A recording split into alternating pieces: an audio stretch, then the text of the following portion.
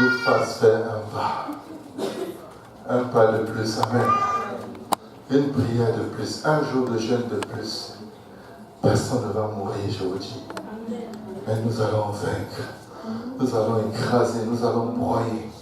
Nous allons renverser Satan, l'occultisme, les forces du mal, la sorcellerie, les oppressions sataniques et démoniques doivent tomber.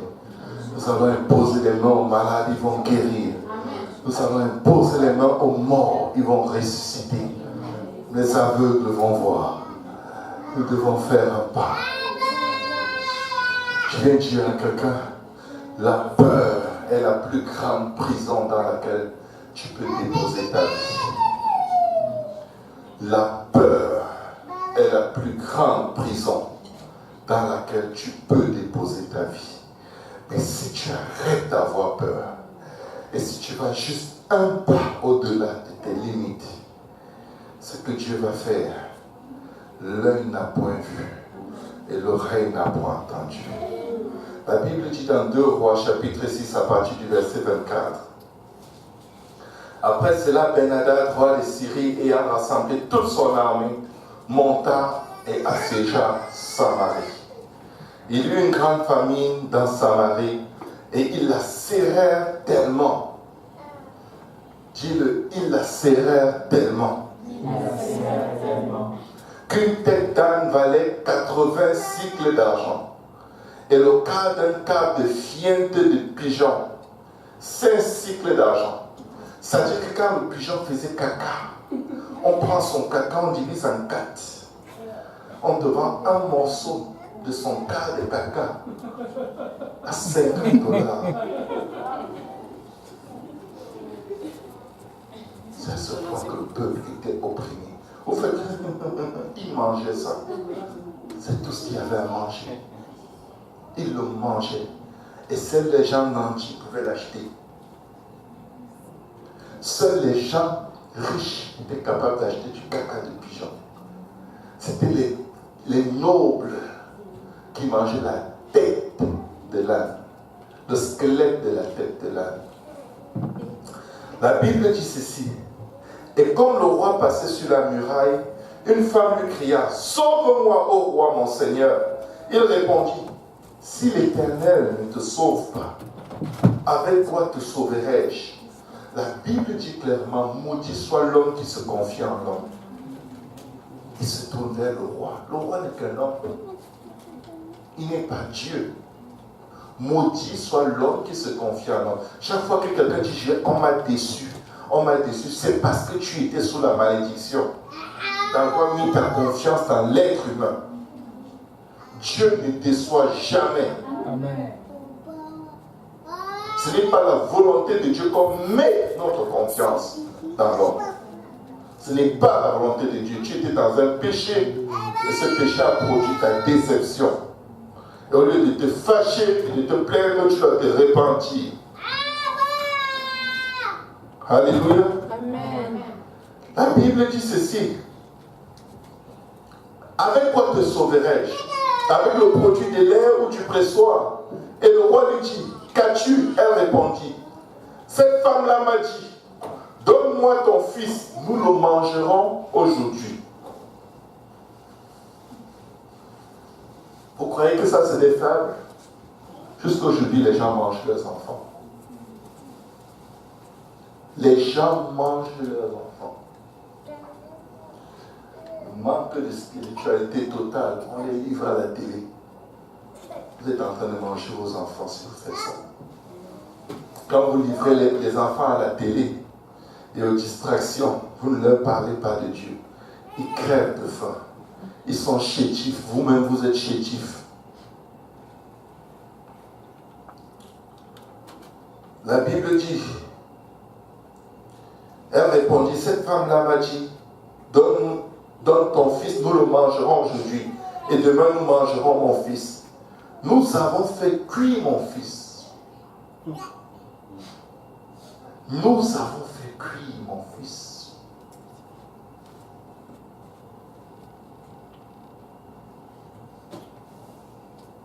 Et nous l'avons mangé.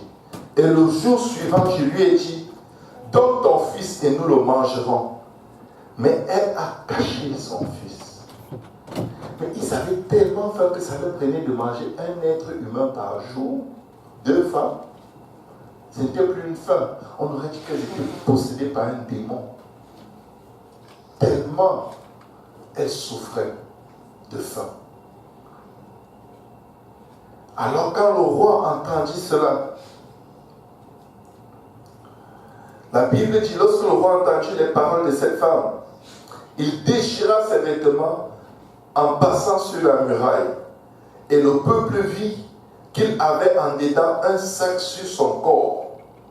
C'est-à-dire que le roi lui-même était tellement maigre que pour cacher sa maigreur, il doublait des sacs à l'intérieur de ses vêtements pour paraître bien. Parce que quand un roi paraissait affaibli et amaigri, le peuple s'est révolté. Il devait donner l'impression, je suis encore fort, vous devez vous soumettre. Le peuple a vu l'état du roi. Le roi dit, que Dieu me punisse dans toute sa rigueur, si la tête d'Élisée, fils de Shaphat, reste aujourd'hui sur lui. Or, Élisée était assis dans sa maison et les anciens étaient assis auprès de lui. On va aller rapidement plus bas. La Bible dit ceci. Or, il y avait à l'entrée de la porte 4 lépreux qui se dirent l'un à l'autre, quoi? Resterons-nous ici jusqu'à ce que nous mourions? Vous pouvez vous asseoir dans la présence du Seigneur. Les lépreux n'avaient pas le droit d'être dans la ville. La ville est en train de crever, les gens meurent de faim. Mais malgré cela, les lépreux étaient exclus. Les lépreux vivaient, pasteur Abou, hors de la ville, de l'autre côté du mur. Et pour leur donner à manger, on prenait les restants de nourriture dans les maisons, on balançait par la muraille de la ville et ça tombait et les lépreux prenaient et mangeaient. C'est comme ça que les lépreux se nourrissaient tous les jours. Sauf que si tu es le lépreux d'une ville où les gens sont tellement amaigris de faim qu'ils mangent leurs enfants, tu es un lépreux 1000 fois plus misérable que tous les autres lépreux de la terre. Parce qu'il n'y a plus rien qui traverse le mur. Et vous n'avez pas le droit de rentrer. Les gens dedans crèvent. Et même la lèpre, on n'en veut pas. Quand un lépreux s'approchait du peuple, il devait lui-même crier lèpre, lèpre. Et les gens répondaient en le lapidant pour le chasser. Parce que la lèpre était hyper contagieuse. Alors qu'est-ce qu'ils se sont dit? Quoi? Resterons-nous ici jusqu'à ce que nous mourions? Si nous songeons à entrer dans la ville, la famine est dans la ville. Et nous y mourrons. Et si nous restons ici, nous mourrons également. Alléluia. Amen. Allons nous jeter dans le camp des Syriens. S'ils nous laissent vivre, nous vivrons. Et s'ils nous font mourir, nous mourrons. Écoutez, la ville est en train de crever avec le roi et toute son armée à cause des Syriens. Parce qu'ils ont peur de confronter les Syriens. Les Syriens étaient tellement nombreux, leur armée était tellement puissante,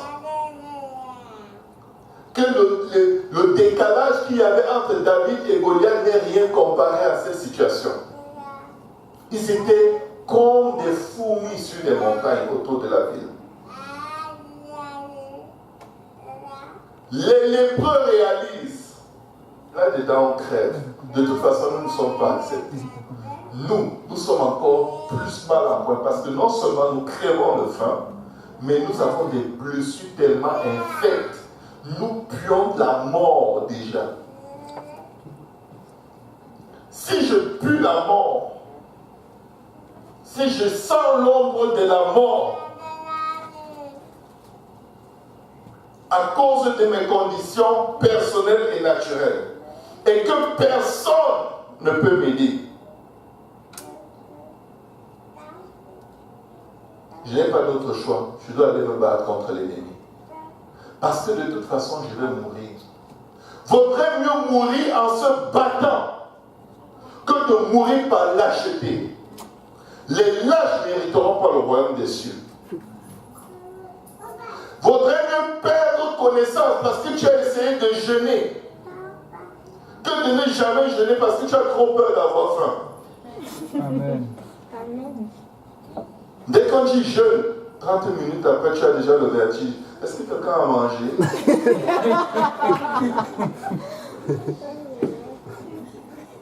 30 minutes après. 3 jours de jeûne et de prière au début de chaque mois. Vous savez qu'il y en a qui disparaissent pendant ces 3 jours-là parce qu'ils doivent se cacher pour bien manger. Ils ne peuvent pas vite. S'ils meurent, vous allez dire quoi? Ils doivent se cacher pour manger. Mais je viens parler à quelqu'un qui est fatigué, je dis vraiment dégoûté d'être là où il est. Si toi tu es encore correct, si tu es encore à mi-chemin, tu ne vas pas sentir de quoi je parle aujourd'hui. Mais si tu en as marre de ta vie telle qu'elle est, si tu en as marre d'être comme dans un labyrinthe où tu tournes en rond, si tu en as marre de ces mêmes histoires qui se répètent encore et encore dans tes pensées, dans ton cœur, dans ta vie, dans tes nuits, et que tu dis assez, c'est assez. Seigneur, fais quelque chose maintenant. Amen. Écoute ce que Dieu te dit. Fais le pas. La délivrance est dans l'effort que tu vas faire, que tu n'as jamais fait avant. Mon peuple périt par manque de connaissance. Le peuple de Dieu peureux, comme s'il n'y a pas Dieu dans leur vie.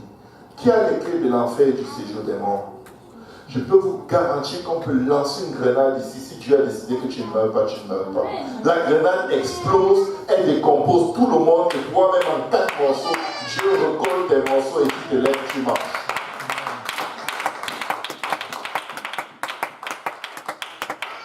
Quand les Juifs contestaient Jésus, ils l'ont encerclé, ils l'ont emmené près d'un ravin pour le pousser là pour qu'il meure. La Bible dit qu'il a seulement, il les a reculés comme ça, il est passé, il est parti.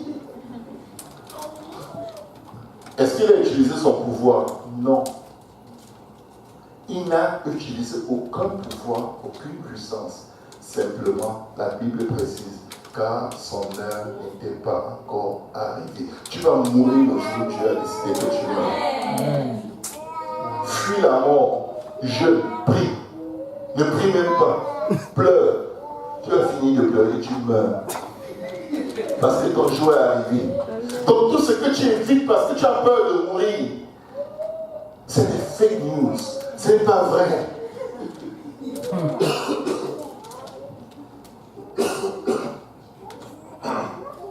Le Seigneur te dit, lève-toi la nuit pour prier. Oh non, j'aurais sommeil au travail, on va me chasser. C'est le sommeil qui t'a donné le travail.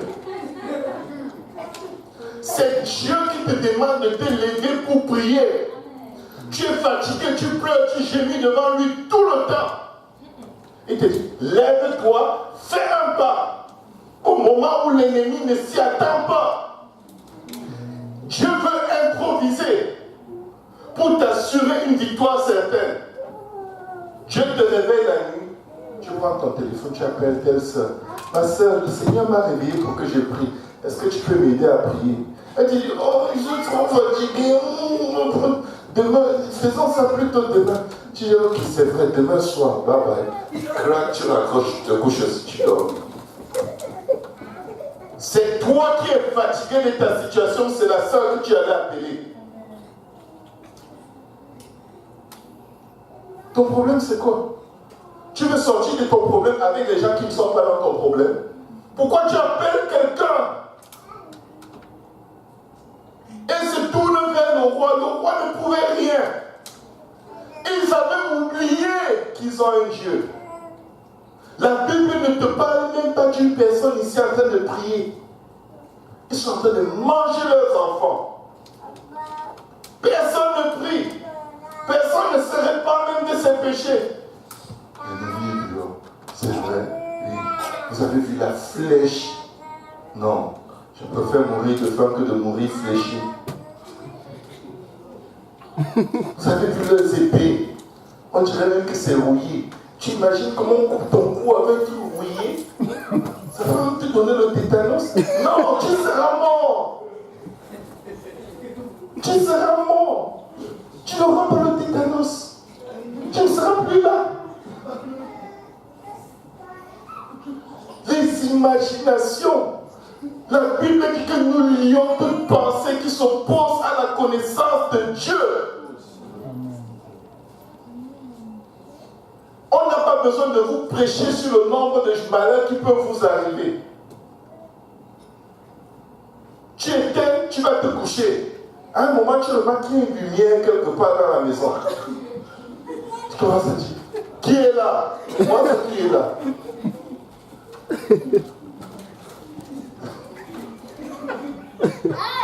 La peur. La peur. Il y en a qui ont tellement peur qu'ils ont même peur d'avoir du courage.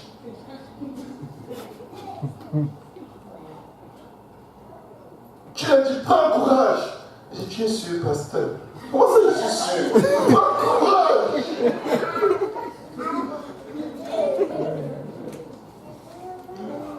Tu dis, tu vas vaincre. Tu es plus que vainqueur. Que Dieu t'entende. Comment ça que Dieu m'entend? C'est Dieu qui l'a dit.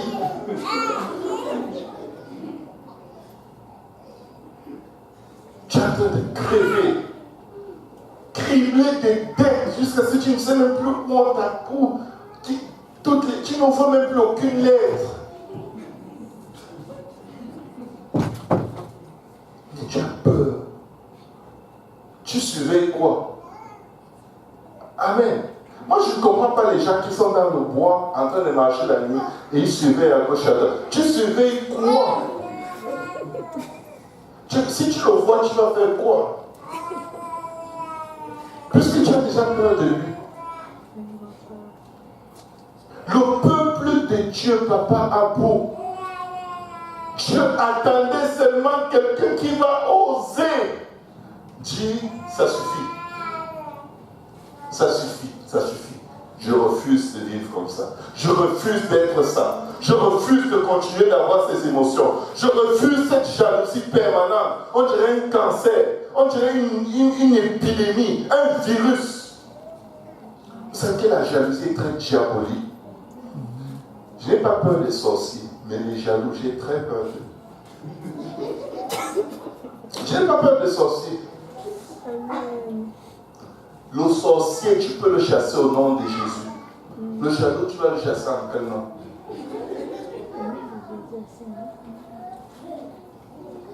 Les démons voyaient Jésus. Ils tombaient à ses pieds. Mais Judas, animé de son esprit de cupidité et de jalousie, il pouvait venir jusqu'à embrasser le Seigneur Jésus.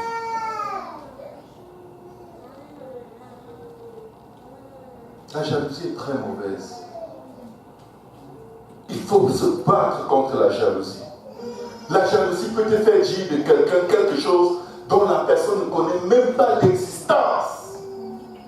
Mais la jalousie te fabrique une histoire dans la tête qui te pousse à détester quelqu'un de tout ton cœur,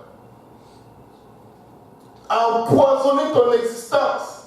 Jusqu'à ce que si ton âme t'est demandée, tu vas droit en enfer et tu ne sais même pas. Je vais vous dire le pire dans la jalousie. Le pire dans la jalousie, c'est que tu vas remarquer seulement de temps en temps quand tu as réellement ce sentiment. Tu vas seulement le remarquer quand il a atteint un niveau où il se manifeste. C'est un sentiment très sournois. C'est comme un serpent qui est caché dans ta poche. Ce n'est que quelqu'un qui te pique que tu sais qu'il est là. La peur de sortir de tes habitudes, de ta zone de confort et aller à l'endroit où tu n'as jamais osé aller parce que tu avais peur. Tu vois des miracles se produire dans la vie des gens. Tu vois aussi le miracle. Mais tu ne sais pas qu'avant d'avoir son miracle, il faut que tu aies son problème, que tu aies cette tribulation, que tu sois brisé, cassé, décomposé. Et que ton âme s'abandonne totalement devant Dieu. Et tout ce que Dieu te demande de faire, tu le fais parce que de toute façon, tu es crevé. C'est là où le miracle se produit. Mais non, tu ne veux pas ça. Tu as trop peur de la souffrance. Mais il faut que tu chantes Dieu des miracles. Ça n'arrive pas comme ça, mes frères et sœurs. Tu ne vas pas boire dans ce siècle, dans cette génération, dans une fontaine que tu n'as pas creusée. Les gens vont te prêter de l'eau, mais ils ne vont jamais te prêter leur onction. Les gens peuvent te prêter la Bible, mais ils ne vont pas te prêter la vie de prière. Les gens peuvent te prêter des bons livres, des bonnes prédications, mais tu vas devoir les digérer en prière toi-même pour que les plans que Dieu a formés pour toi avant que tu ne sois dans le sein de ta mère se produisent. Amen. Tu fuis, c'est ta destinée que tu fuis. Ils sont derrière les murs d'une ville, tout un peuple. Vous savez ce que ça veut dire? Ils étaient en train de dire, Dieu nous a abandonnés. Nous sommes la proie de l'ennemi. Écoute, si tu es la proie de l'ennemi, aie un peu de bon sens. Va au moins négocier avec l'ennemi si Dieu t'a abandonné. C'est parce que les lépreux ont compris. On va mourir. Allons voir. Peut-être ils peuvent nous laisser. Parce qu'on pue tellement qu'ils risquent de nous lancer la nourriture à distance pour nous dire de ne pas nous approcher. Parce que si on meurt dans leur camp, écoutez bien, si on meurt dans leur camp va être infecté du virus de la lèpre. Ils étaient puissants. Leur souffrance était leur force. Ils étaient rejetés, mais ils ont remarqué que nous sommes des bombes chimiques. Si on va mourir au milieu d'eux, ils savent qu'ils sont cuits. Parce que si un soldat prend la lèpre, c'est toute l'armée qui va prendre la lèpre. Donc certainement, quand ils vont nous voir venir, soit ils vont envoyer des flèches à longue distance, ou ils vont lancer de la nourriture à distance pour nous demander de rester là-bas. Ils vont devoir se décider parce que de toute façon, nous mourrons. Donc allons réduire notre souffrance en nous exposant à ceux qui peuvent nous tuer direct. La lèpre nous tue à petit feu. Tu crois que tu souffres, tu crois que tu as des problèmes, tu as la solution à tous les plans de Dieu pour ta vie, dans ta condition. Ce n'est pas ailleurs, c'est en toi. Amen. Tout ce que tu peux atteindre avec Dieu est dans tes tribulations. C'est pourquoi la Bible dit clairement, toutes choses concourent au bien de ceux qui aiment Dieu, de ceux qui sont appelés selon ses desseins. Toutes choses, tu trouves, c'est une bonne chose. Utilise-la. Tu es déprimé, c'est une bonne chose. Utilise ta dépression. Tu as une faiblesse particulière par rapport à un péché, c'est une bonne chose. Utilise-le. Si tu aimes Dieu, va chercher en profondeur. Combat cette chose. Conforme cette chose. Lève-toi, invoque le nom de l'Éternel et bats-toi jusqu'à ta dernière goutte de sang. Au lieu d'avoir peur. Donc quand je commence à trop prier, il y a trop de manifestations démoniaques. Et quand j'arrête de prier, ça se calme. Ça se calme même pas. Tu crois que ça s'est calmé? Quand quelqu'un est dans une prison et il veut sortir, le geôlier s'agite. Quand il commence à tirer les barreaux, qu'est-ce que le geôlier fait? Il frappe ses mains. Et quand de l'autre côté, il pique ses mains. Là, tu as mal. Mais si tu arrêtes d'essayer de briser les barreaux de prison, tu retournes dans ta cellule avec des blessures en plus. Mais si tu continues de te battre éventuellement, ces flèches, ces armes, ce bâton que le geôlier utilise pour frapper tes mains, pour t'empêcher d'ouvrir les barreaux, tu vas le saisir de l'autre côté, l'arracher et lui. Alléluia. Amen. Et tu vas sortir de ta prison parce que tu veux tellement sortir de ta prison que tu n'as plus peur de la mort. Tu vas sortir de ta situation parce que tu veux tellement sortir que la souffrance ne te dit plus rien. Le rejet ne te dit plus rien. Le bonheur des autres ne te dit plus rien.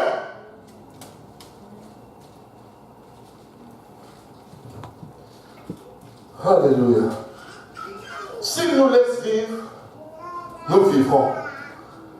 Mais ils savaient, si on les laisse vivre, c'est sûr qu'on leur a donné à manger.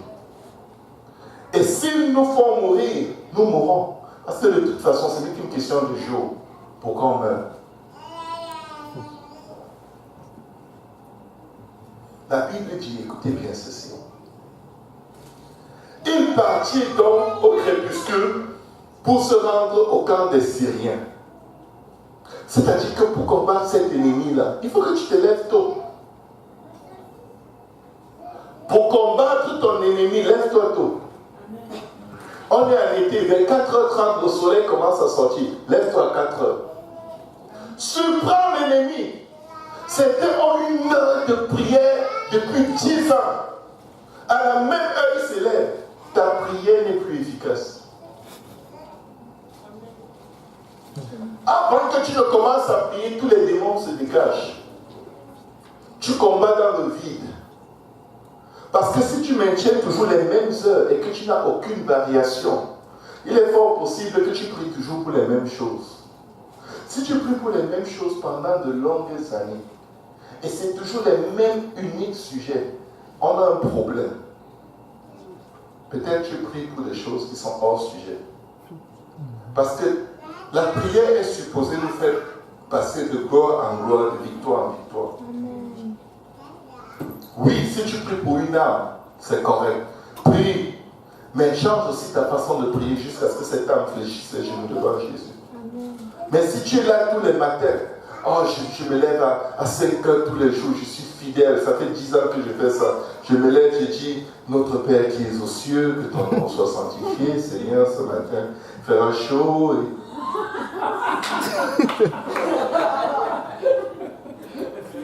C'est ça que tu fais depuis 10 ans. Je vois. Non. Dis à Dieu, aide-moi à prier. Mets les mots dans mes lèvres. Mets les mots, Seigneur, je ne sais pas comment prier. Aide-moi à prier. Aide-moi à jeûner.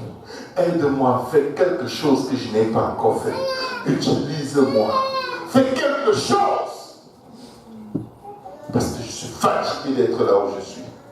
Je suis fatigué, je suis dégoûté. Qu'est-ce que tu attends de moi? Dis-moi et donne-moi la force de le faire. Je veux le faire. Qu'est-ce que tu attends de moi? Comment... Et les enfants de Dieu ont peur de demander ce que tu attends d'eux. Parce qu'ils ont peur d'attendre. Tu dois jeûner. Certains savent. Ils ne vont jamais poser cette question à Dieu. Parce que même leur conscience parle plus fort, a une voix qui résonne plus forte que la voix du Saint-Esprit. Ça fait 9 mois que tu n'as pas jeûné 30 minutes.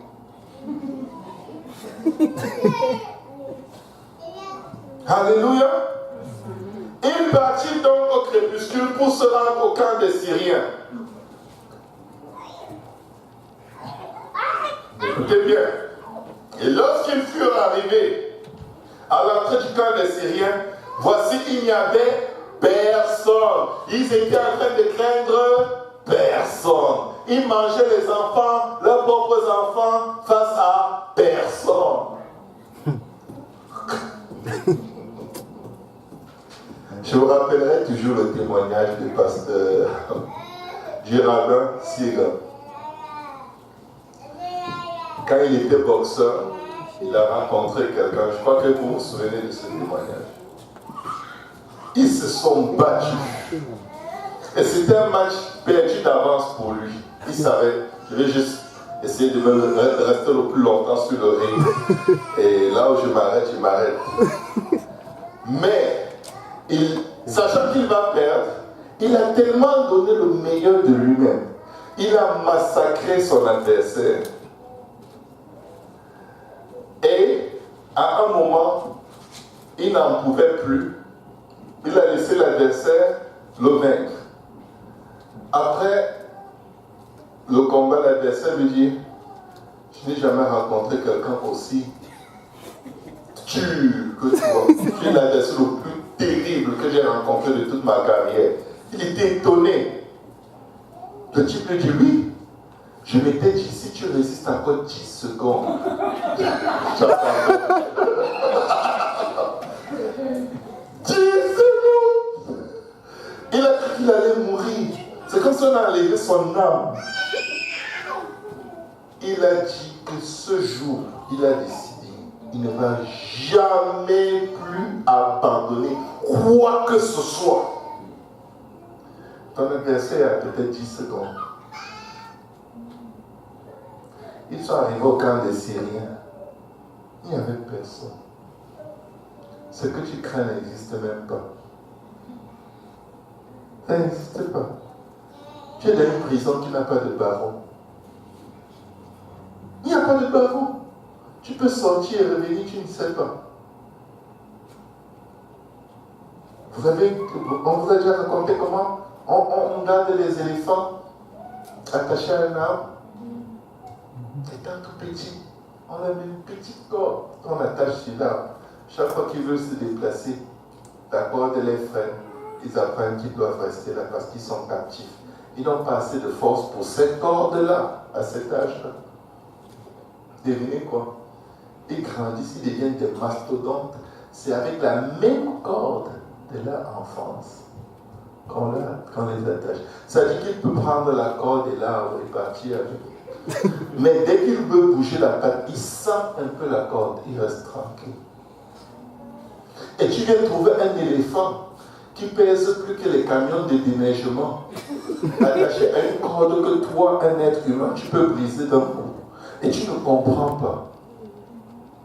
Parce que tu es tellement habitué à tes limites. Tes limites, c'est devenu comme la couleur de ta peau. Il n'y a aucun maquillage qui peut changer. Je te dis, je suis né noir, je vais vivre noir, je vais mourir noir.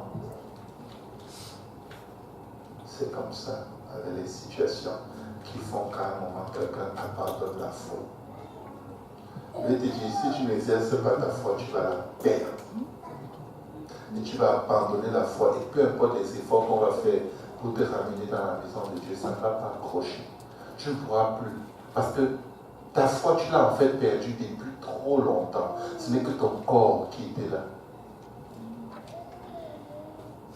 Si on veut s'en sortir dans cette génération, il faut faire le pas. Amen.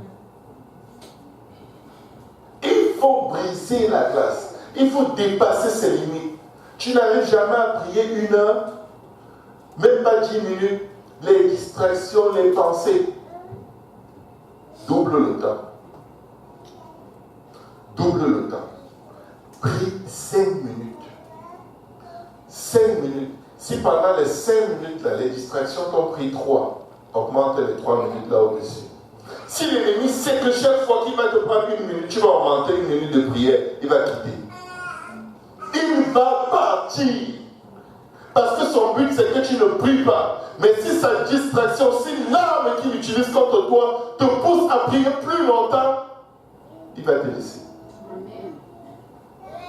La délivrance marche avec la compréhension de ce qui se passe. Vous connaîtrez la vérité. Et la vérité vous affranchira. La vérité seule n'affranchit pas. Mais quand tu la mets en pratique, c'est là où il y a un affranchissement. Alléluia. Amen. Et lorsqu'il fut arrivé à l'entrée du camp des Syriens, voici, il n'y avait personne. Le Seigneur avait fait entendre dans le camp des Syriens un bruit de chars et un bruit de chevaux pour 4 lépreux qui marchaient. le Seigneur a transformé le bruit de leurs pas en bruit de chars et en bruit de chevaux. C'était pas l'armée d'Israël. C'était 4 lépreux rejetés, repoussés, négligés, déprimés, dehors, abandonnés de tous, hommes de douleur, habitués à la souffrance, n'ayant rien pour plaire à personne, pour attirer le regard. Au moins, ils avaient quelque chose en commun avec le Messie. C'est dans leur mort qu'ils voyaient qu'ils ont eu la plus grande victoire. Amen. Juste cette petite minute de plus que tu as ajoutée dans ta prière, à tes propres yeux, c'est rien. Mais aux yeux de Dieu et aux yeux du diable, c'est trop. C'est trop. Le Seigneur avait fait entendre dans le camp des Syriens un bruit de chars et un bruit de chevaux. Quand tu danses là, c'est comme ça que ça résonne dans le camp de l'ennemi. Quand tu adores, c'est comme ça que ça résonne, comme un bruit de chars et un bruit de chevaux. Amen. Le bruit d'une grande armée. Et ils s'étaient dit l'un à l'autre: voici, le roi d'Israël a pris à sa solde contre nous les rois des Égyptiens et les rois des Égyptiens pour venir nous attaquer. Même l'ennemi a de mauvaises pensées. Et il se trompe. L'ennemi s'est imaginé la pire des choses en train de lui arriver. Et la Bible dit ceci: et il se levait et prit la fuite quand? Au crépuscule. C'est-à-dire quoi? La Bible dit, il partit donc au crépuscule. Et au crépuscule, c'est-à-dire que dès qu'ils ont décidé de faire un pas, l'ennemi était comme: wow, c'est quoi ce bruit? Ça ne fait aucun sens. Ça prend des milliers et des milliers de chars et de soldats pour faire un tel bruit. Pour toi, quand tu danses, c'est juste un geste. Une façon cool de danser. Mais dans le monde spirituel, c'est une explosion que même la dynamique sur la terre ne peut pas produire. Amen. Quand tu pousses vers l'Éternel des cris de joie, tu n'as pas l'idée de l'effet supersonique que ton adoration, ta louange a dans le camp de l'ennemi. Alléluia.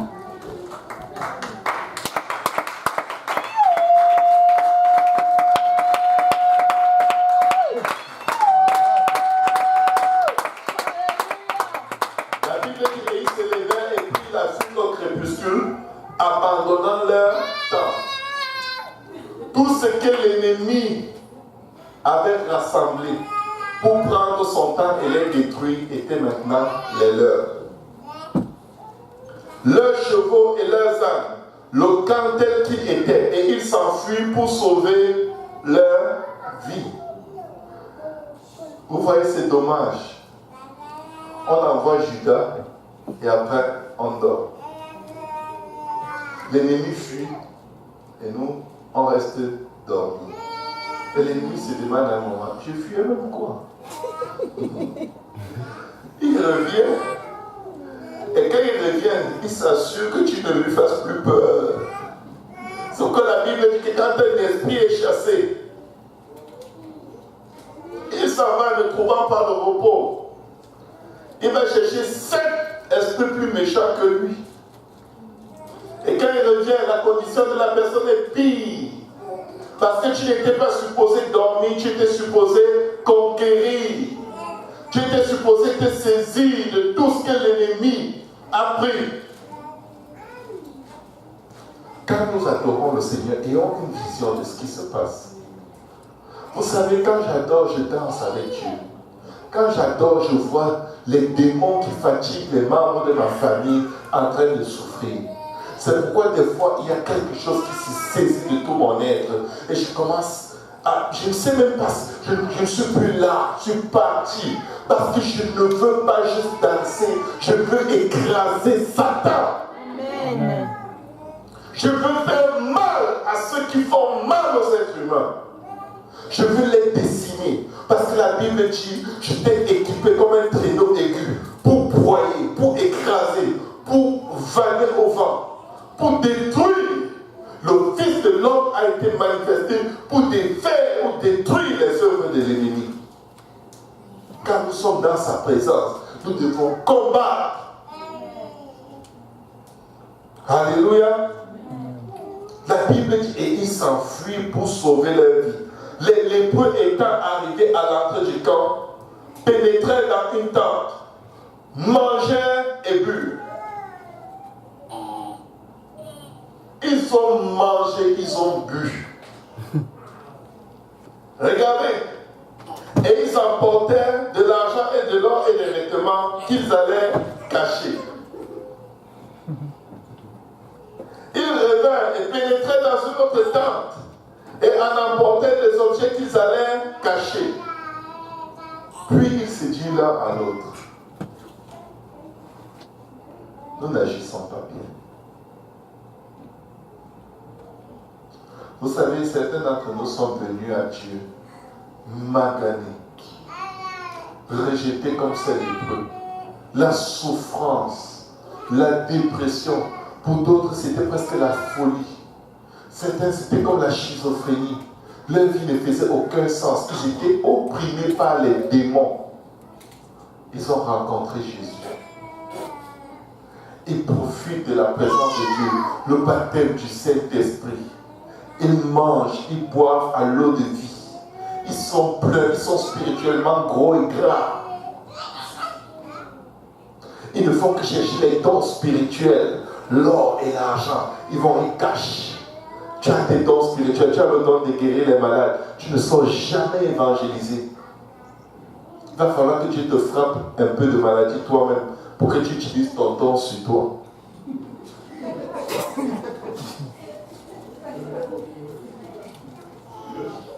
Mais oui. Ça te dit, prie pour un malade.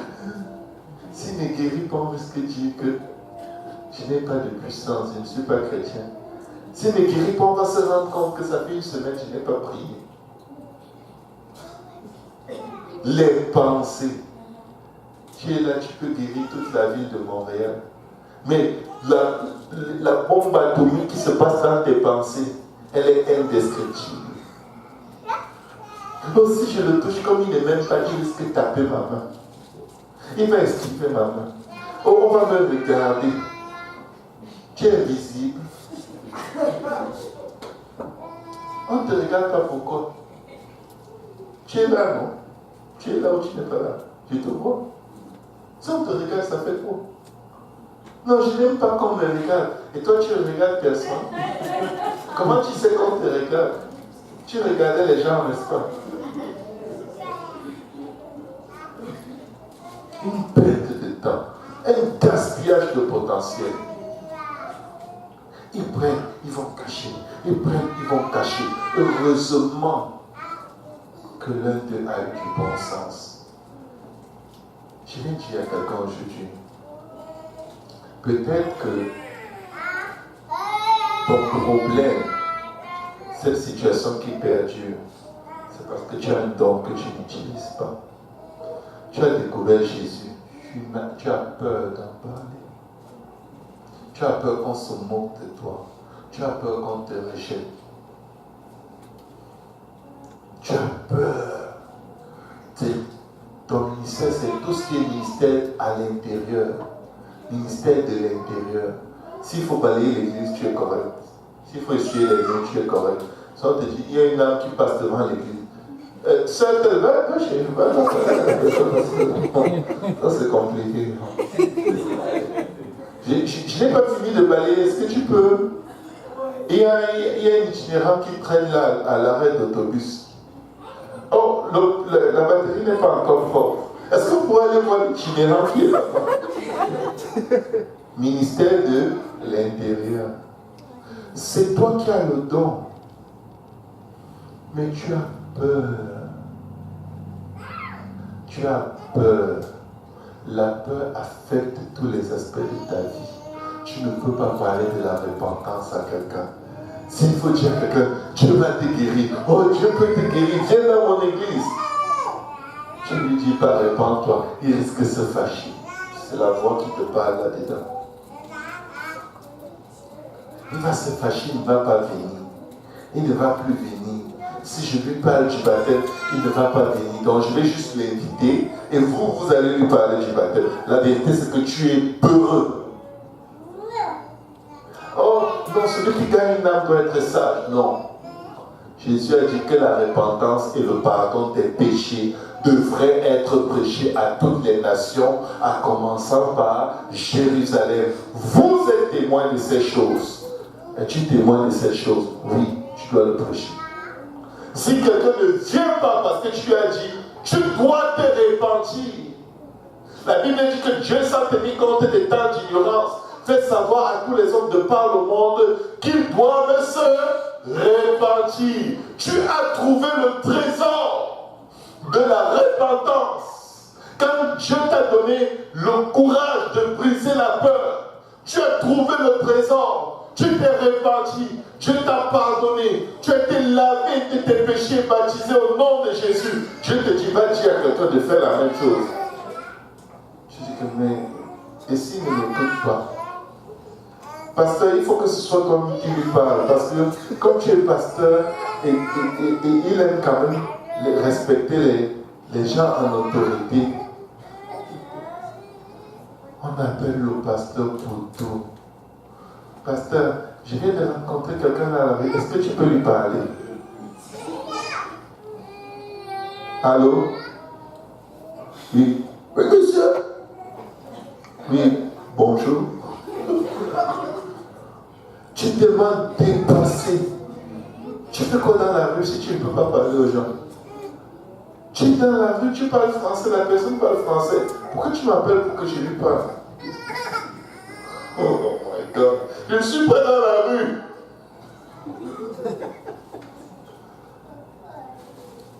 Tu m'appelles pour évangéliser à ta place. Oui, si la personne parle une langue que tu ne connais pas et que je la parle, oui, il y a des gens qui m'ont déjà appelé de l'évangélisation pour que j'évangélise une personne en espagnol. On a parlé en espagnol, oui, c'est correct. Vous ne vous comprenez pas. C'est une bonne chose. Mais de grâce, ne me demande pas de dire à la personne de se repentir parce que tu as peur. Ne fais pas ça. Quel est l'esprit qui t'anime? Est-ce que tu as prié avant de sortir? Et trouve la repentance et cache. Alors que quand tu t'es repenti, Dieu t'a délivré de beaucoup de problèmes. Et découvre qu'ils ont été baptisés au nom de Jésus. Le Seigneur a effacé leurs péchés. Et la culpabilité qui les accompagnait à cause des péchés du passé, cette culpabilité est partie. Tu ne le dis pas. Tu caches. Ce que tu fais là n'est pas bien. Tu dois prêcher, tu dois dire à tout le monde, vous devez vous repentir. Si quelqu'un ici qui ne s'est pas encore repenti, il doit se repentir. Sans la repentance, il n'y a pas de pardon de péché. L'église de Dieu n'est pas venue chercher les membres. L'église de Dieu est là pour chercher ceux qui ont faim et soif de la justice. Si quelqu'un n'est pas conscient qu'il est en train d'aller en enfer, peu importe ce que tu vas lui dire, il ne veut rien faire. C'est la conscience que je suis une âme perdue. Je suis une brebis égarée. J'ai besoin d'un sauveur qui amène quelqu'un à obéir au salut. C'est la conscience que sans l'Esprit de Christ, je ne lui appartiens pas, qui amène les gens à prier pour recevoir le Saint-Esprit. Parfois, on supplie les gens pour prier pour qu'ils reçoivent le Saint-Esprit. Mais frères et sœurs, ça ne se fait pas. Tu dois lui dire, la Bible dit ceci dans Romains 8, je crois, verset 11. Celui qui n'a pas l'Esprit de Christ ne lui appartient pas. Est-ce que tu dois appartenir à Jésus? Oui. Prions pour que tu reçoives le Saint-Esprit. Quand tu vas le recevoir, tu vas parler en d'autres langues, selon que l'Esprit de Dieu te donne de t'exprimer. Toi, tu le sais. Ça, c'est le trésor que tu as trouvé quand tu es sorti de ta misère. Dieu l'a donné entre tes mains. Le Seigneur Jésus disait, Père, je me réjouis que tu aies caché ces choses aux sages et que tu les aies révélées aux simples. Dieu te l'a révélé. Pourquoi tu ne le dis pas aux membres de ta famille? Ah oui, ils vont m'insulter, ils vont se moquer de moi. La parole de Dieu est une semence. Tu n'entres dans aucun champ et la terre t'accueille bien. Les cailloux, les ronces et les épines t'applaudissent. et se recule. Oh, viens, vraiment, viens mettre ta semence. Tu as l'air de Dieu, vraiment, tu as l'air bien. Non, ça te pique. Vous avez déjà cultivé la terre? On se blesse, on saigne, on sort de là avec des doigts durs comme des cailloux. Mais quand on vient moissonner, on oublie même qu'on a souffert pour ça. Celui qui cache sa vie la perdra. La peur n'est pas de Dieu. Nous n'avons pas reçu un esprit de peur. Dieu ne nous a pas donné un esprit de peur. Ce que nous faisons très souvent n'est pas bien. On avait peur de venir à Jésus. Parce qu'on avait peur que nos familles réagissent mal. On tremble. Oh, quand mon père va apprendre ça, qu'est-ce qu'il va dire? S'il dit quoi, ça fait quoi? S'il parle, ça fait quoi? Quand je peux sortir avec les garçons, tu ne dis pas qu'est-ce que mon père va dire. C'est vrai que quand c'est pour Dieu que ton père va dire. Ouais. C'est vraiment ça.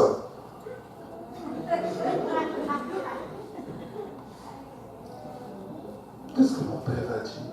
Quelqu'un là travaille au noir depuis des années. Il ne se soucie pas. Ce que ses parents vont dire. Dès que tu lui dis, donne ta vie à Jésus. Voici l'eau. Nous avons des vêtements de rechange. Fais-toi baptiser aujourd'hui même au nom de Jésus pour le pardon de tes péchés. Laisse le Seigneur écrire ton nom dans le livre de vie. Ah, vraiment, j'aime beaucoup ce que vous me dites là. C'est vraiment fort. Ce que je ressens ici est fort. Il y a une présence de Dieu exceptionnelle. Ah. Quand je voyage demain, je reviens dans 3 semaines. Dès que je reviens, vous savez, c'est bon que j'avertisse d'abord toute ma famille. Comme ça, ils vont se réjouir avec moi. Et dans 3 semaines, si jamais je reviens, je vais me faire baptiser.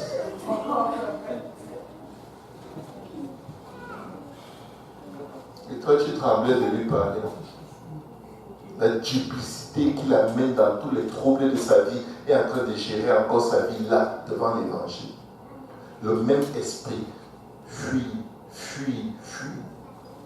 Mais pour travailler au noir, on ne fuit pas.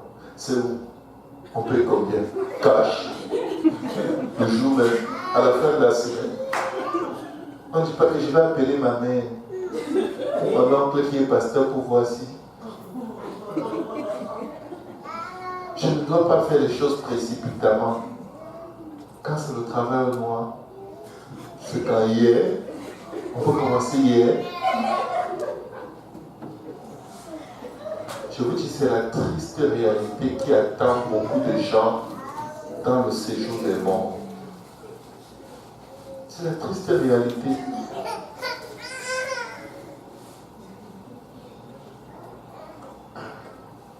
Nous n'agissons pas bien. Cette journée est une journée de bonnes nouvelles. Va et raconte à quelqu'un ce que Jésus a fait pour toi. Ne raconte pas seulement aux gens qui veulent écouter. Raconte même à ceux qui ne veulent pas écouter. Au moins tu auras essayé. Au moins ça va te sortir de ta peur. Parce que quand tu sors de ta peur pour l'évangile, Dieu te fait sortir de ta peur pour tout le reste des choses de ta vie. Si tu sors de ta peur à cause de l'évangile et à cause de Jésus, il va te faire sortir de ta peur dans tous les domaines. Si tu utilises les dons de Dieu à cause de l'évangile et à cause du nom de Jésus, Dieu va te faire utiliser ce même don dans tous les autres domaines de ta vie.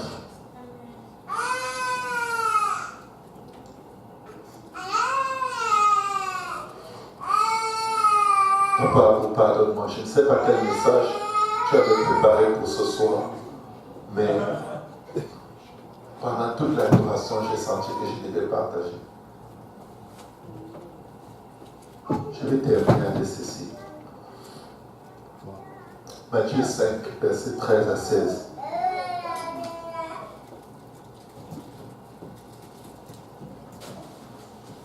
Je vais faire une déclaration forte avant de lire ce passage.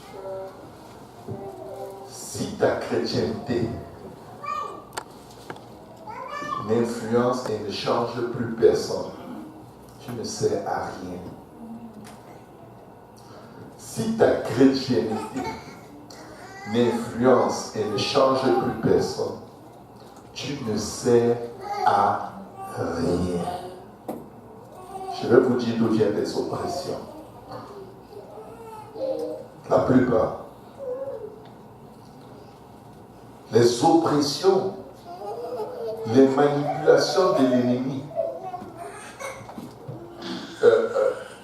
la vie de victime constante de l'ennemi vient très souvent du fait que notre sel a perdu sa saveur.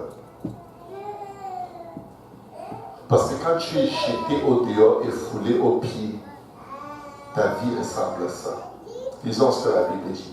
Vous êtes le sel de la terre, mais si le sel perd sa saveur, avec quoi la lui rendra-t-on? Il ne sert plus qu'à être jeté au dehors et foulé aux pieds par les hommes. Vous êtes la lumière du monde. Une ville située sur une montagne ne peut être cachée.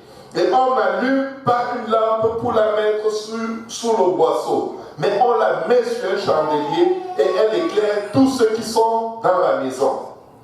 Que votre lumière luise devant les hommes, afin qu'ils voient vos bonnes œuvres et qu'ils glorifient votre Père qui est dans les cieux. Le sel est utilisé à la place du sucre. Pourquoi? Parce que tout ce que le sel touche change. Si tu mets le sel sur ta main, tu nettoies, tu goûtes, ta main est salée. Quand le Seigneur dit que nous sommes le sel de la terre, ça veut dire que partout où nous sommes, toute personne avec qui nous sommes en contact, quelque chose change dans la personne. C'est supposé arriver. Si et seulement si nous avons notre saveur. Parce que le seul moment où tu t'approches des gens, tu touches des gens, tu es en contact avec des gens, et ça ne fait aucune différence pour eux, c'est quand tu n'as plus ta saveur. Si vous n'avez pas l'impression que juste votre façon de vous habiller, de parler, d'agir, vos œuvres ne témoignent pas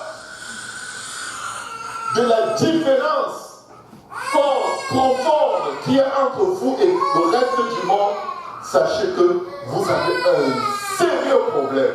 Vous avez un problème grave. Vous avez un problème profond. Parce que si le sel, papa, ou maman Alice, si tu utilises tu veux, écoutez, quand on fait la cuisine, qu'est-ce qu'on fait? On ouvre l'armoire. Généralement, il y a le sel et le sucre, ils ne sont pas très souvent éloignés. S'ils sont dans des contenants neutres, qu'est-ce qu'on fait? On goûte pour être sûr que ce n'est pas le sucre qu'on met à la place du sel et vice-versa. Maintenant, quand tu cherches le sel pour donner du goût à ta nourriture, parce que je vais vous dire une chose, de tout ce que vous mettez dans la nourriture, il n'y a que le sel qui change le goût. Le piment peut rendre la chose très épicée, mais ça ne donne pas un bon goût. Tu peux mettre tout le piment que tu veux sur un repas, s'il n'y a pas de sel, il n'y a pas de bon goût. Il n'y a que des épices désagréables et tu ne peux même pas les manger. Mais tu peux ne mettre que le sel sur toute nourriture. C'est le goût suffisant. Parce que c'est le goût de base qui donne tout le sens au goût principal de cette nourriture.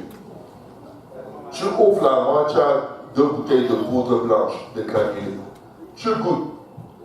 Ah, c'est le sucre. Donc tu sais que l'autre doit être le sel. Par mesure de prudence, tu goûtes quand même. Ça ne goûte rien. Ça ne goûte rien. Ce n'est pas sucré, ce n'est pas salé. Est-ce que tu vas quand même mettre dans ta nourriture? Lequel d'entre vous ici est capable de prendre un truc sans goût, qui ressemble à du sel, et mettre dans sa nourriture? Personne. Qu'est-ce qu'on fait?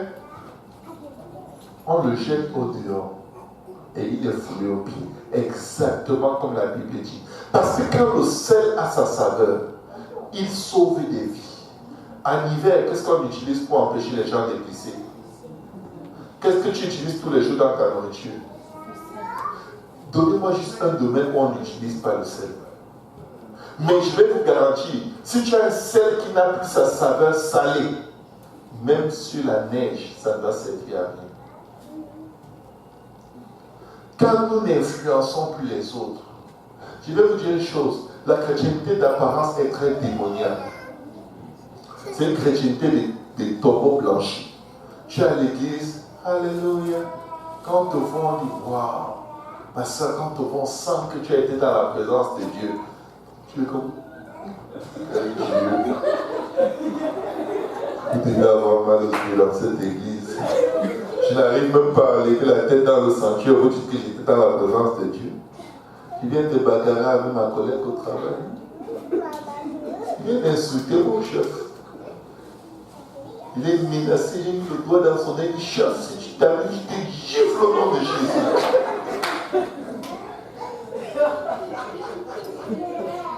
Il m'a chassé. Je lui ai dit, ça fait quoi? Il y a du travail ailleurs.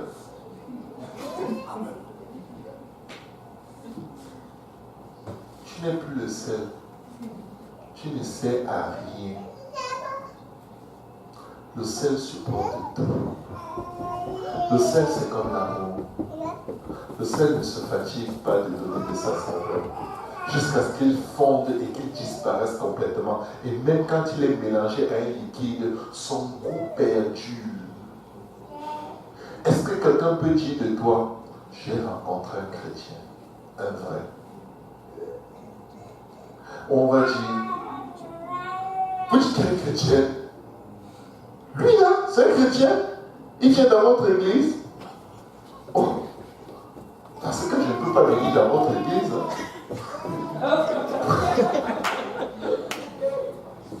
Parce que si c'est ça que votre église l'a produit, au boulot, il drague les femmes des gens. Il fait la cour. Il court, il harcèle littéralement, il reste seulement qu'on porte plainte et qu'on le jette dehors.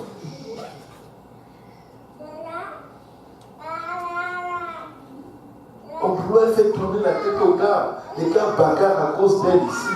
Ils ne savent plus quoi faire. C'est tel gars qui paye sa passe du mois, tel autre paye son téléphone, tel a même aidé à payer son loyer. Elle balance les espoirs partout.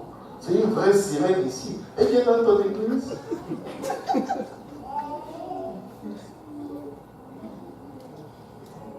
Un collègue de travail, juste pour terminer, il me dit, vraiment, je ne comprends pas l'exemple. Je connais une fille de tel pays, je ne vais pas dire le pays. Parce que vous restez avec le temps. Il me dit, une bonne fille, je sortais avec elle. C'est une ex. Et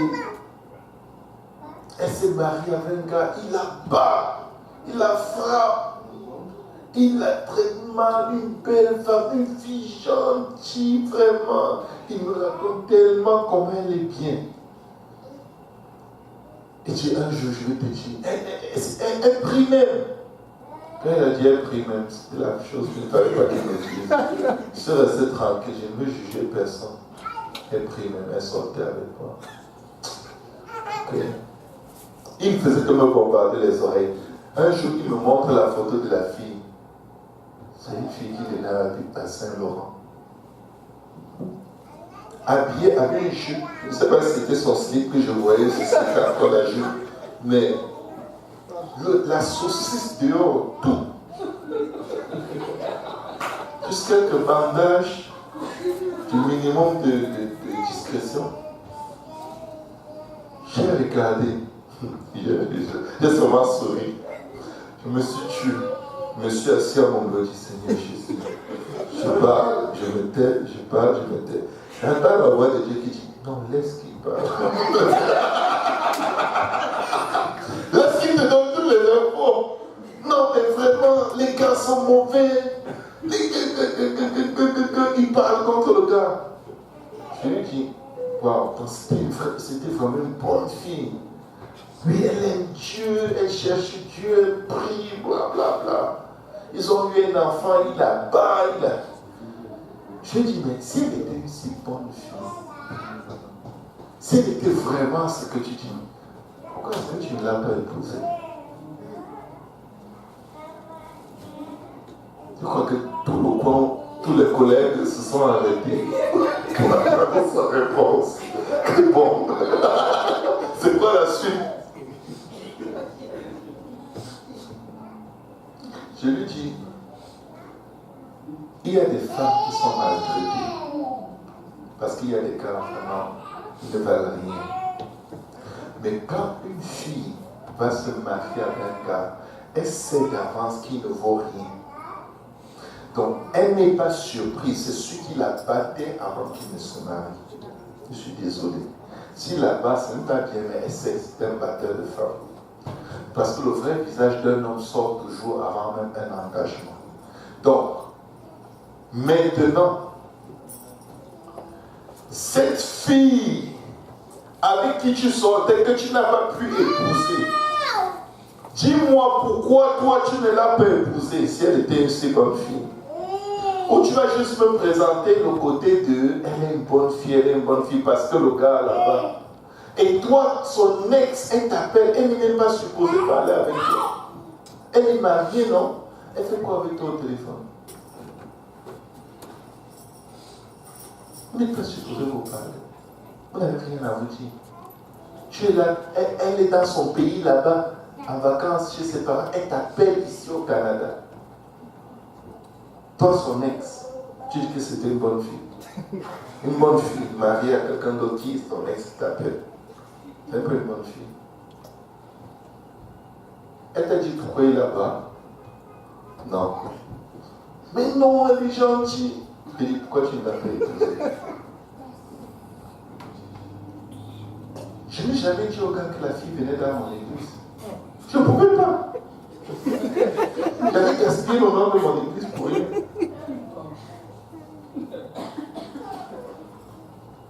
Parce qu'effectivement, quand elle venait, une fois, la fois qu'elle vient, il faut qu'elle soit dans le bureau du pasteur pour demander quelque chose. Donc, c'est juste pour vous dire ceci, mes frères et mes sœurs. Nous sommes tous les jours dans un état où si notre saveur ne se manifeste pas, on est jeté au dehors et foulé aux pieds des hommes. Quand tu as des problèmes avec tout le monde, c'est parce que tu n'as plus ta saveur. Parce que quand tu as une bonne saveur, les gens commencent à t'embrasser. Ils courent après toi parce que tu donnes du coup à leur vie. Alléluia. Si tout le monde est contre toi, tu as des sérieux problèmes. C'est sûr que tu ne portes pas le fruit de l'esprit. Tu n'es pas patient. Tu n'as pas de tempérance. Tu n'as pas... Regardez les fruits de l'esprit et regardez où le fruit de l'esprit et regardez où vous vous trouvez.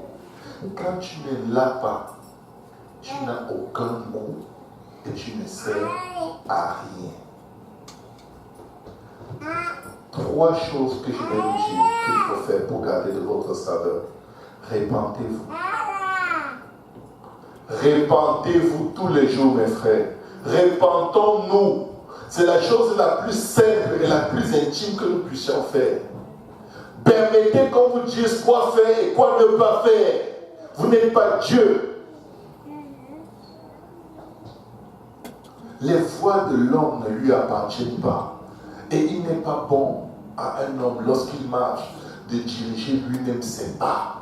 C'est diabolique d'être quelqu'un qui prend toujours toutes tes décisions seul. Tu marches dans les voies de Satan. Et même si Satan enlève ses voies, tu vas le suivre. Parce que c'est soit Dieu, soit le diable. Oh non, moi je ne suis pas Dieu, je ne suis pas Satan. Tu sais quoi? Tu as un univers parallèle que personne ne connaît. Tu es dans le monde où c'est soit le prince des ténèbres qui gère, soit c'est Dieu. La Bible dit que nous servons toujours un maître, de sorte que personne n'est libre. Tu es ton maître. Tu auras le goût de ton maître. Si tu es une personne qui est insupportable, je suis sûr que toi-même tu ne te supportes pas. Mais laisse Jésus te ramener à la repentance. Quelqu'un dise repentance. Marcher sous l'autorité. Marcher sous autorité. C'est le seul moyen de changer. Parce que l'autorité te casse, l'autorité te brise, l'autorité te dépouille de ton orgueil. Parce que l'autorité, Dieu lui donne toujours une direction qui est contraire à ta nature. Marchez sous autorité, mes frères. Vous n'avez rien à perdre et tout à gagner. Nous ne sommes pas nés étant enfants de Dieu. Nous sommes nés de la chair. Amen.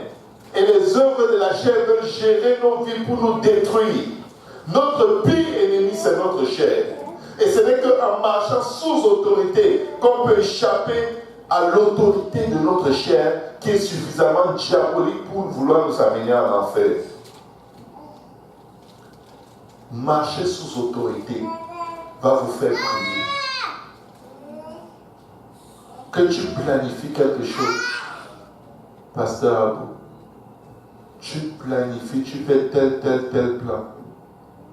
Tu en parles à Pasteur Kaosi, il te dit non, ne fais jamais des choses comme ça. Il dit jamais, il ne dit même pas attends. Il te dit non, c'est même pas moi l'idée. Je ne sais même pas à quoi tu pensais, mais laisse faire. Oh, comment il peut parler à un pasteur comme ça? Ce n'est pas au titre qu'on parle, on parle à une âme qui ne doit pas se perdre. Ce n'est pas parce que nous sommes pasteurs qu'on ne va jamais s'égarer. Marchez sous autorité. Et je vais vous dire quelle est la meilleure autorité. C'est ceux qui sont plus petits que vous. Le genre d'autorité où ce n'est que le titre que tu respectes, ce n'est pas une vie de soumission. C'est une fausse vie. C'est une fausse vie.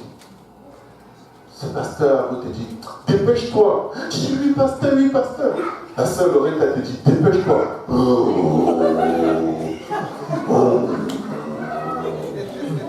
Sœur Loretta, je sens que je vais. C'est notre esprit-là, notre démon qui s'élève.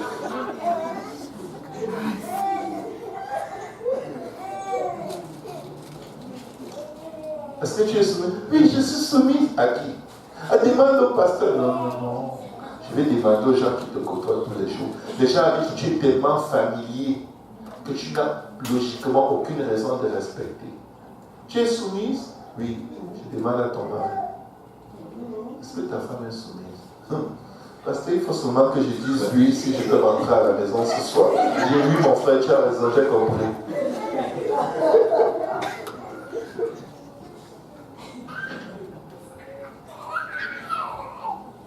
Ce n'est pas comme ça. Tu perds ta saveur. Tu vas souffrir sous l'oppression du diable. Tu vas être foulé aux pieds par les hommes. Restez remplis du Saint-Esprit. Priez en langue, mes frères.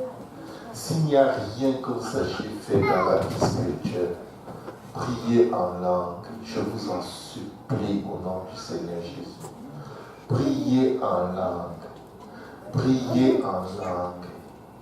Encouragez vos enfants à prier par le Saint-Esprit, à prier en d'autres langues. Je sais, prier est parfois difficile et je vous dis, j'ai déjà été écrasé à faire des jours, des semaines sans pouvoir ouvrir la bouche. Et quand j'ouvrais la bouche, c'était comme si un marteau de sommeil était asséné sur ma tête. Et je me réveillais juste pour dire Amen.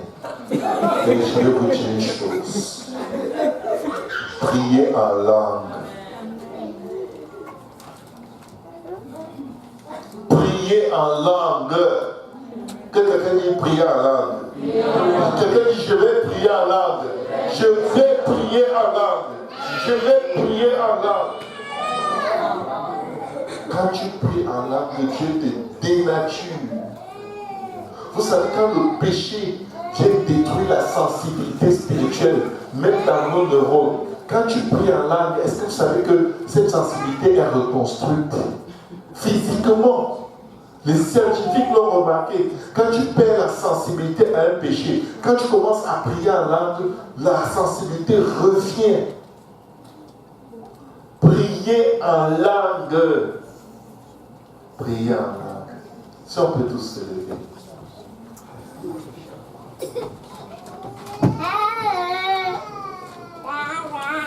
Nous sommes le sel de la terre.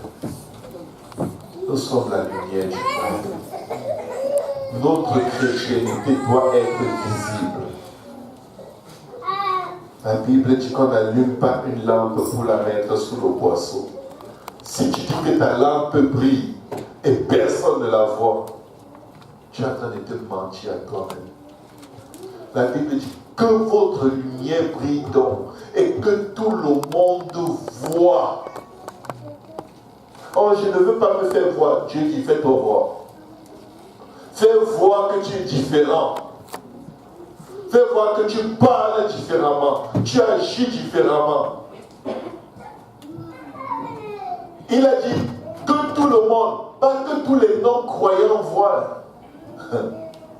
Excusez-moi. Pas tous les non-croyants. Tout le monde. Il y en a qui sont spirituels seulement devant les non-croyants. Mais quand ils sont entre eux, les croyants, c'est des boucs. Toujours en position d'agression et de défense. Tu peux leur parler, le regard est déjà menaçant. Tu m'appelles pourquoi? Tu m'appelles pourquoi? Est-ce que tu peux répondre comme ça au pasteur? Non. C'est Jésus qui vient de t'appeler. Tu réponds à Jésus d'une façon désinvolte. Parce que celui qui vit en cette personne, c'est Jésus.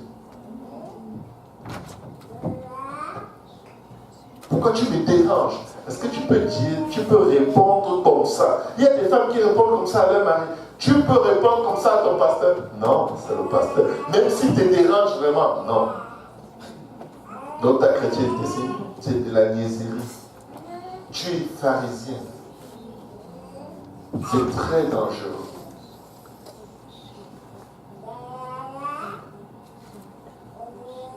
Ne me parle pas n'importe comment. Ce n'est pas parce qu'on est marié.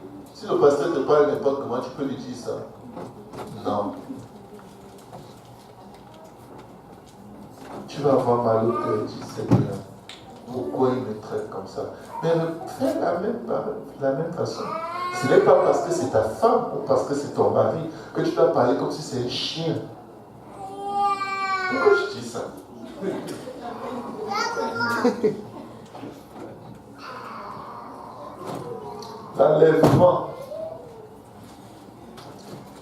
L'enlèvement, l'écart entre être sauvé et être perdu dans l'enlèvement va être de quelques secondes pour beaucoup, pour des milliards de gens, des milliards de chrétiens. Ça fera juste 5 secondes qu'ils se sont disputés. Parce qu'avant que la trompette ne sonne, je suis sûr, Dieu va nous éprouver tous. Il va nous donner une dernière épreuve. Et cette épreuve n'aura pas le public de nos pères, mais pour témoigner, voici dans quel état tu as marché la plupart du temps, tous les jours de ta vie. Je vais vous raconter un rêve que j'ai eu dans. Je sais que je suis un peu long, et je ne m'excuse pas, mais je vais témoigner. Amen. Un jour, j'ai eu un rêve sur l'enlèvement. J'étais allé au Cameroun dans ce rêve.